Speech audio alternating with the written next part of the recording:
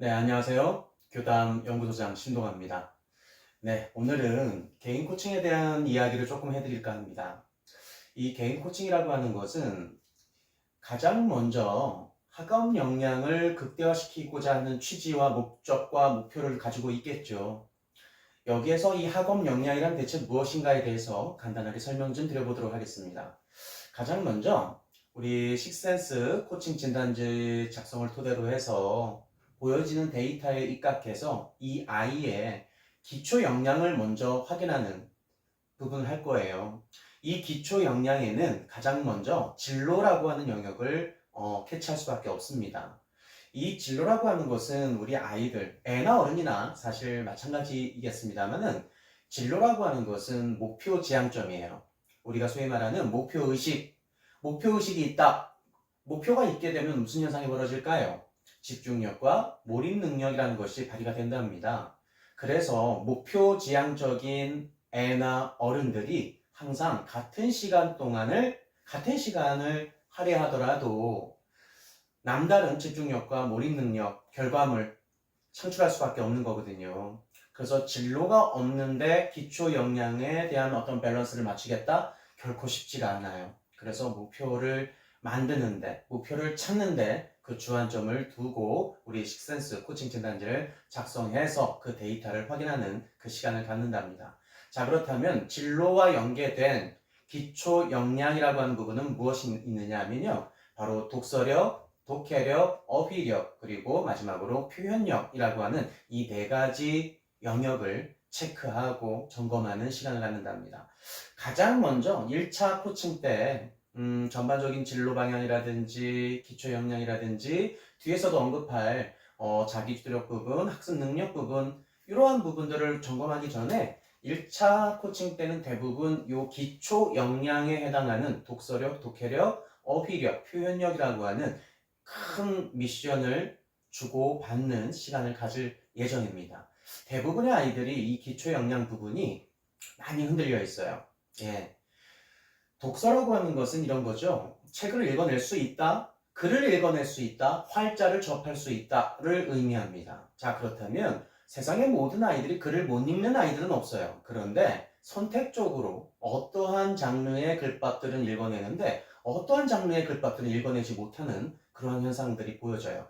소위 말하는 난독증 같은 느낌도 있을 수가 있거든요. 그런데 그것은 난독증이라기보다는 선호하는 장르와 선호하지 않는 장르에 대한 깊이 있는 흥미로운 관심이 있는 집중과 몰입이라고 하는 그 현상이 있고 없고 나타나고 안 나타나고 그 차이인 겁니다.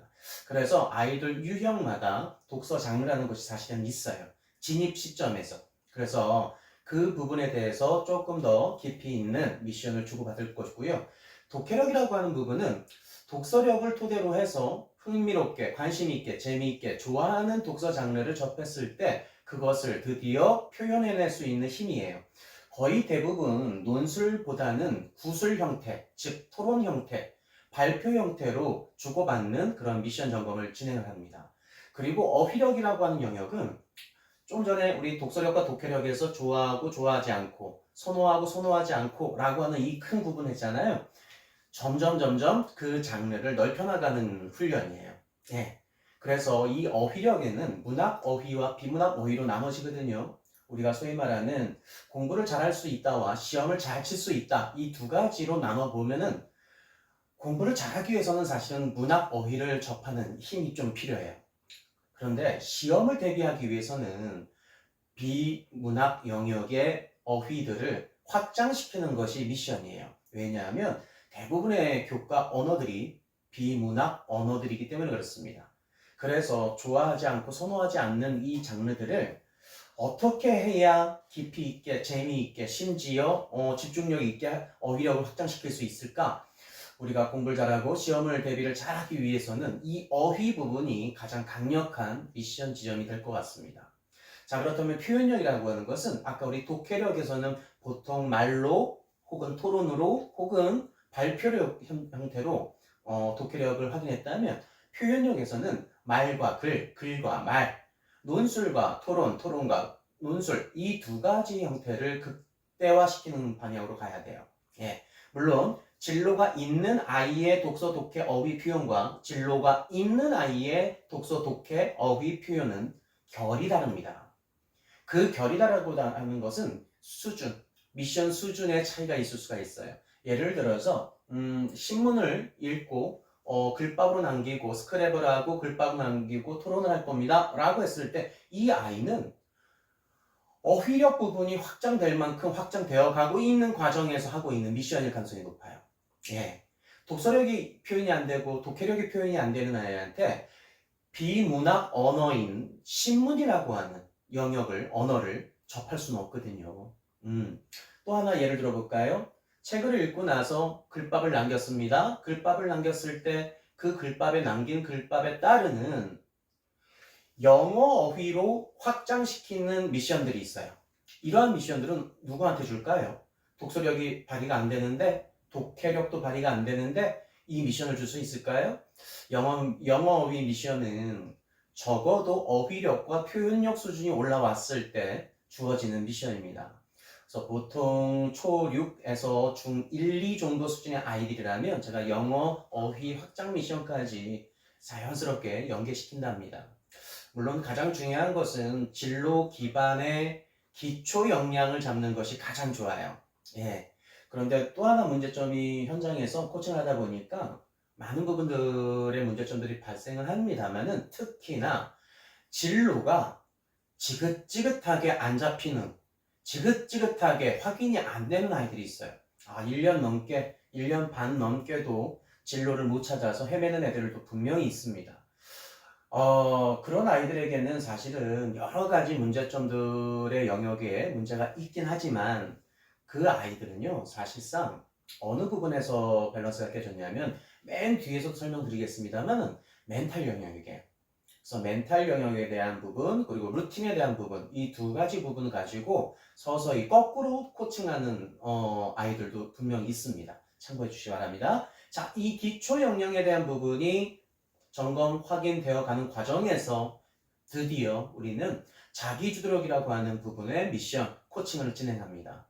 이 자기주도력이라고 하는 것의 핵심은요, 강한 자신감이에요. 자신감이 없으면 쭈삣거리죠. 멈칫거리죠. 주저주저하게 되죠. 멈칫거리고 쭈삣거리고 주저주저하는 모든 아이들에게 강한 입력, 강한 학습적 입력을 가한다면 과연 효율적인 학습 관리가 될까요?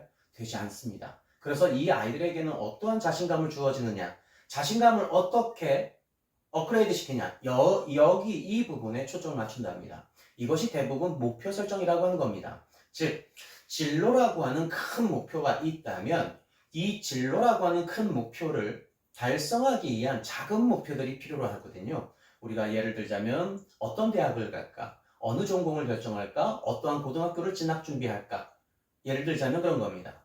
그래서 이 시험 대비 때도 각각의 어느 정도 수준의 성과와 달성률을 목표로 할까? 그에 따르는 어떠한 마음가짐이 될까? 어떠한 준비가 필요할까에 대한 자신감이에요. 이 자신감은 흡수력의 강도입니다. 이 흡수가 좋기 위해선 바로 앞단에서 언급했던 기초 역량이라고 하는 이 부분이 아주 강력하게 밸런스가 잡히지 않으면 이 자기주도 부분이 마음대로 업그레이드가 되지 않는답니다. 열심히 했는데 시간은 많이 썼는데 왜 안 될까요? 네, 바로 이 부분이에요. 기초 역량이라고 하는 부분이 그래서 그렇게 중요한 부분이랍니다. 그래서 이 자기주도력에 대한 부분은 스스로 해낼 수 있는, 고민할 수 있고 판단할 수 있고 결정할 수 있고 이행할 수 있고 증명할 수 있는 그 힘, 즉 자신감입니다. 그 자신감을 어떻게 끌어올리느냐에 대한 미션들은 아이들 유형마다 수백 가지의 미션들이 주어지고 있거든요. 그 미션들을 단 한 번, 두 번에 의해서 자신감이 생기고 목표가 만들어지진 않더라고요. 예. 좀 더 강하게 빠르게 만들어지는 아이들도 있는가 하면 조금은 서서히 천천히 만들어지는 경우의 아이들도 분명히 있을 수밖에 없습니다.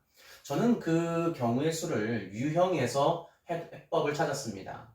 조금 더 빠르게 강하게 자신감을 끌어올릴 수 있는 아이들과 그렇지 않은 아이들에게 어떠한 미션을 줄까? 어떠한 기다림을 할까? 어떠한 시간적 여유와 확보와 그렇게 우리 어른들의 기다림 그리고 그 기다림 속에 강한 성취감 그 성취감을 토대로 해서 자신감 극대화시키고 목표 설정에 대한 목표 설정과 목표 정립에 대한 자기 확신이 가졌을 때 자기 주도적인 시간 관리와 스케줄 관리라고 하는 것이 이루어질 수가 있는 겁니다.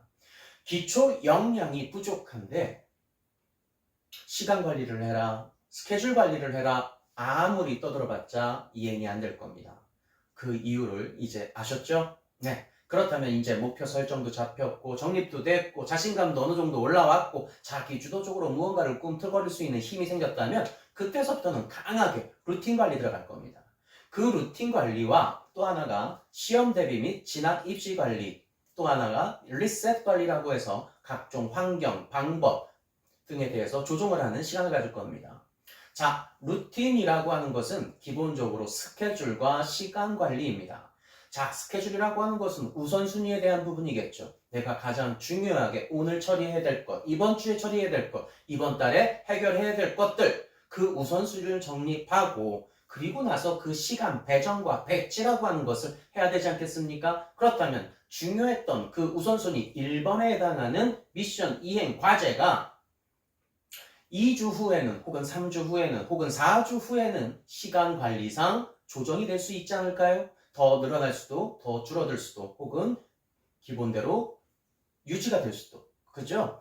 스케줄과 시간 관리에 대해서 자유롭게 유연하게 대처할 수 있는 그 힘 그리고 시험 대비를 어떻게 대비할까? 중학교 2학년 때서부터 우리 아이들의 시험 대비 내신 성적이라고 하는 것이 이제 좌지우지가 된답니다. 자, 그렇다면 이 내신이라고 하는 것은 중학교 때까지는 아직 생활기록부에 대한 부분들이 많이 관여는 안 됩니다만은 고등학교 1학년 때서부터는 내신이라고 하는 부분이 이제는 지필평가와 수행평가라고 하는 걸로 대부분 기준이 잡힌답니다. 자, 그렇다면 지필과 수행과 지필이라고 하는 내신 관리 플러스 생활기록부라고 하는 부분까지 확장되어지거든요. 그래서 우리 중학생 아이들까지는 생활기록부 관리까지는 크게는 관여는 하지 않습니다만은 진로가 있는 아이라면 고등학교 대비를 위한 생활기록부 관리까지 연계해서 이 시험 관리를 진행하고 있답니다. 시험 대비라고 하는 것은 수학은 이렇게 공부하는 거죠. 영어는 이렇게 공부하는 거고 국어는 이렇게 공부하는 거고 과학은 이렇게 공부하는 거야. 단순하게 이러한 지침과 지시를 토대로 해서 미션 이행과 점검, 확인을 하는 것이 아닙니다. 아이들마다 공부하는 방법, 패턴이 다 다르거든요. 그것은 유형별 학습법이라고 하는 것이 존재하기 때문에 그렇답니다. 그래서 우리 아이들에게도 가장 효율적인 학습 관리와 시험 대비 관리 그리고 지필평가와 수행평가, 생활기록부 관리 이러한 부분들에 대한 전체적인 리셋 관리까지를 우리는 학습 관리 부분이다 라고 정의를 내리는 겁니다. 여기까지 이행이 되면 이제 멘탈 관리 부분이 들어갈 겁니다. 자, 이 멘탈이라고 하는 것은 우리가 소위 말하는 정신력이라고 하는 부분이겠죠. 정신적이다 라고 하는 문제는 심리적인 문제와 무조건 연관되어 있게 되었습니다. 자, 정신적으로, 심리적으로 어떤 문제가 있을까요? 사람들은 애나 어른이나 언제 멘탈이 털리냐 하면 성과라고 하는 것이 도달이 되지 않았을 때, 성과 이전에 목표가 없을 때, 목표가 상실됐을 때, 그리고 사람들, 대인관계에서 오는 충격과 충돌 때문에 여러 가지 원인과 이유는 있겠습니다만 우리 10대를 살아가는 우리 아이들에게는 이렇게 세 가지 부분에서 멘탈이 가장 강하게 흔들린답니다. 대인관계라고 하는 부분은 우리 부모님들과의 관계, 선생님들과의 관계, 친구들과의 관계겠죠. 이 세 관계에서 어떠한 최적화율을 설정하느냐, 설계하느냐, 잡혀나가느냐, 이 부분이 가장 핵심이지 않을까요? 네. 우리 부모님들과의 충돌 생각보다 좀 강하고 심한 아이들은 생각보다 많습니다. 예. 우리 선생님들과의 충돌도 심하게 일어나는 아이들도 분명히 있고요. 무엇보다 친구들 관계에서 밸런스가 정신적으로, 심리적으로 밸런스가 확 깨지는 애들도 상당히 많죠. 그래서 이 멘탈 관리 부분, 이렇게 가장 기본적인 대인관계, 그리고 성과라고 하는, 목표라고 하는 부분으로 크게 두 가지, 세 가지 정도로 멘탈 관리 부분을 케어할 거고요. 보통 목표가 우리가 진로가 결정이 되고 목표 대학과 그리고 전공까지 결정이 돼서 심차게 달려가는 아이들한테 있어서의 멘탈 관리는 사실은 수다예요. 예. 수다보다 더 좋은 건 없거든요. 그래서 고1, 2 정도 수준의 극강의 1%, 2% 혹은 최상위권에 드는 아이들 같은 경우는 별다른 미션을 하진 않아요. 우리가 소위 말하는 일상생활에서 일어나는 소소한 하나하나 꺼리꺼리들을 다 드러내놓고 소통하고 교감 나누고 공감 나누고 그리고 약간의 선생님 의견은 이래 네 생각은 이랬지만 너도 분명히 잘했고 근데 선생님 의견은 이렇다라고 하는 약간의 수다스러운 그러한 소통 관리를 토대로 해서 멘탈 관리를 한답니다. 우리 2024년도 어느덧 한 학년이 또 올라가는 시점이고요. 또 1년을 2024년도라고 하는 아주 중요한 1년을 맞이하게 된답니다. 그런데 2024년도가 중요한 이유는요. 바로 2025학년도 때문에 그렇답니다. 2025학년도 고1이 되는 아이들서부터 우리 드디어 고교 학점제라는 것이 드디어 진입이 되죠. 고교 학점제의 핵심은 내신 관리가 아니에요. 목표 관리죠. 나의 진로, 나의 꿈, 나의 직업이라고 하는 진로 기반, 직업 기반의 액티비티를 요구하고 있는 교육 정책이랍니다. 그래서 꿈이 있고 목표가 있고 진로가 확실하고 직업이 선명한 아이들이 어떠한 활동을 토대로 해서 내 능력, 내 역량을 발휘하느냐 바로 이 부분이 우리 개인 코칭을 하는 전반적인 부분에서의 진로 탐색, 기초 역량, 그리고 자기 주도력, 그리고 학습 관리, 멘탈 관리라고 하는 큰 5대 영역에 대한 코칭이 이루어지고 있습니다. 물론 첫 번째 코칭 때, 1회차 코칭 때 이 전반적인 부분을 다 점검을 할 거예요. 그런데 점검 후에 각각의 미션들을 주어지게 되면 참 많은 미션들이 주어집니다. 그 많이 주어지는 미션들이 과연 우리 아이들이 해낼 수 있을까? 생각보다 쉽지가 않더라고요. 버거워하더라고요. 그래서 1차 코칭 때는 대부분 진단하고 분석을 하고 그리고 가장 중요한 부분부터 어디부터 터치를 해야 원인 부분들, 문제의 원인 지점들을 찾아내고 그 부분서부터 끄집어 올리느냐 그리고 극복해내느냐 이 미션으로만 주어지고 있어요. 그 정도는 해낼 수 있게끔 미션이 제시가 된다면 우리 아이들은 분명히 해낼 수 있거든요. 그렇다면 이제 멘탈 관리라고 하는 영역까지 어떻게 끌고 갈까에 대한 단계적이고도 아주 체계적인 점검 관리가 좀 필요하지 않을까요? 이 부분을 우리 어른들, 특히나 우리 학교에서, 학원에서, 그리고 우리 부모님들이 해주실 수만 있다면 개인 코칭을 받을 필요는 없죠. 그런데 문제는 우리 엄마가 선생님의 역할을 할 수가 없다는 거 여러분들도 동의하십니까? 학교 교사나 학원 원장님, 학원 강사님들이 진로 탐색과 기초 역량에 대한 부분을 건드려 줄 수가 있을까요? 자기 주도력에 대한 부분을 건드려 줄 수 있을까요? 사실은 불가능합니다. 쉽지가 않습니다. 정말 역량 있는 선생님들 몇몇을 빼놓고는 이 부분을 건드려 줄 수 있는 분들이 생각보다 현장에는 없을 가능성이 높아요. 이것은 우리 부모님들께서 한번 확인해 보시고 이거는 판단해 보시기 바랍니다. 그래서 보통 학교와 학원에서의 액티비티 부분은 루틴이라든지 시험 대비라든지 리셋 관리 요 세 가지 즉 학습 관리라고 하는 부분에서만 지지고 볶는 코칭이 되고 있지 않나라는 생각이 듭니다.